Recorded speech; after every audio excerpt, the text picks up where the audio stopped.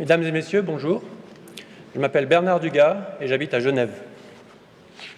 La première fois que j'ai regardé les comptes de la BNS en 2015, j'ai vu que le bilan est passé de 561 milliards à 640 milliards.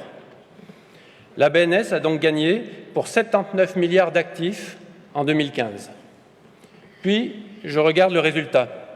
Une perte, moins 23 milliards.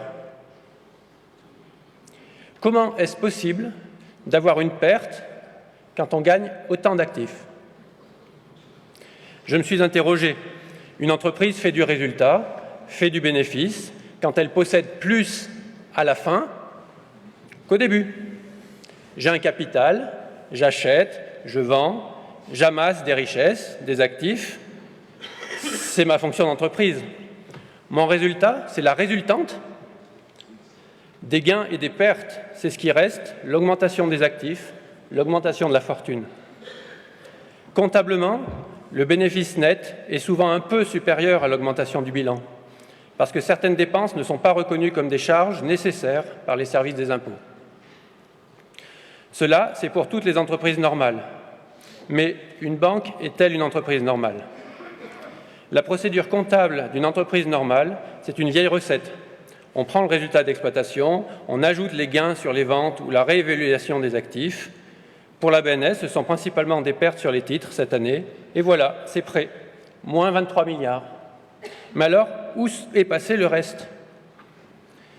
L'explication à laquelle j'arrive, c'est qu'une banque, ce n'est pas une entreprise normale, car une banque crée de la monnaie.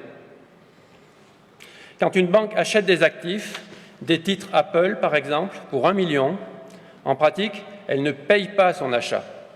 Elle ajoute 1 million sur le compte de son fournisseur d'actions et c'est fini.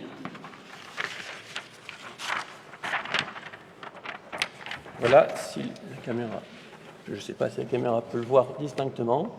On voit, Monsieur Dugas. Voilà. Donc, au début, comme pour toute entreprise, on achète un actif et on augmente une dette. Et une entreprise normale, elle vient ensuite payer l'actif qu'elle a reçu, qu'elle a acheté, en perdant les actifs liquides, la monnaie.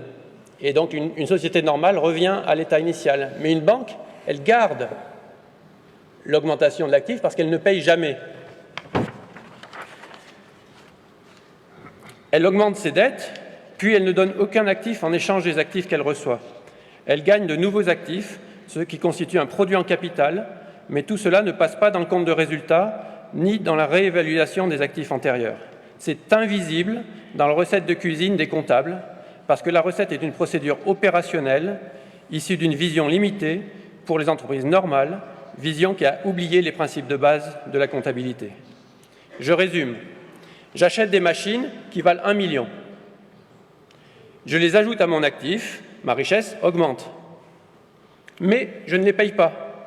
Je donne juste un papier avec écrit dessus « Ce papier vaut 1 million, je le mets sur votre compte chez moi. » Et le vendeur accepte. C'est merveilleux, comme ça je peux devenir rapidement riche, non?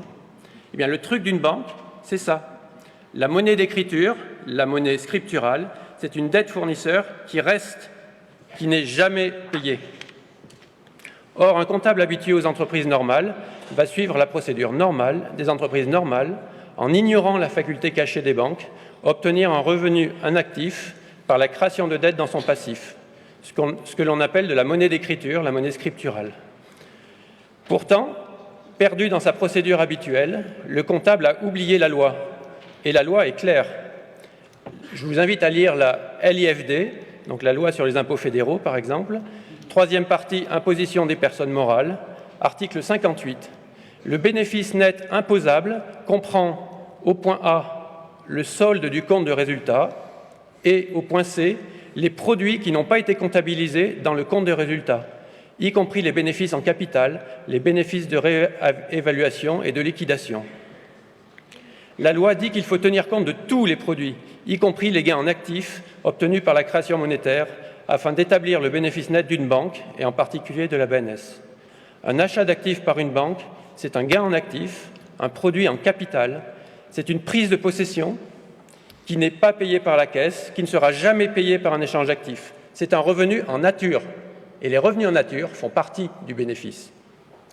Ainsi, quand on tient compte du revenu en actifs perçu par la BNS, le résultat de la BNS est largement positif, malgré les pertes sur la valeur des actifs déjà au bilan, puisque son actif de bilan a augmenté de plus de 79 milliards en ayant déjà tenu compte des pertes. Il y a sans doute des détails à ajouter au niveau technique. Toujours est-il que je ne peux que vous faire constater que le résultat présenté dans le rapport financier ne tient pas compte des revenus en actifs, des revenus en nature provenant de la création monétaire, qui sont invisibles dans le résultat d'exploitation.